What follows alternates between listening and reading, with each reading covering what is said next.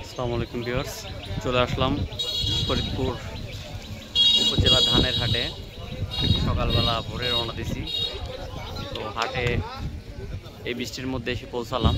এই যে আমাদের গাড়ি কিন্তু অলরেডি আনলোড করা হচ্ছে। গাড়ি আনলোড করে এখানে দাম দর করে ধানটা এখানে বিক্রি করে দেব। দেখেন ওরা মাঠে কিন্তু বৃষ্টি, তারপরেও ধান নিয়ে আসতে হচ্ছে, কিছু করার নেই। ধানের বর্তমান বাজার কিন্তু খুবই কম। গত হাটে বিক্রি করছিলাম প্রায় 1300 টাকার মতো, 1250-1300 টাকা। আর এই হাটে নিয়ে গেলাম 1120 টাকা বিক্রি করলাম। এত সকাল সকাল ধানগুলো নিয়ে গেলাম। বৃষ্টির মধ্যে দাম পাবো ভালো দাম, বাট দাম অনেক কম।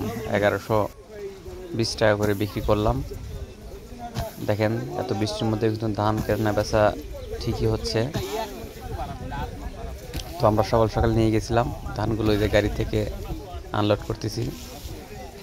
40 মণ ধান নিয়ে গেছিলাম, বিক্রি করে আমরা চলে আসলাম বাড়িতে।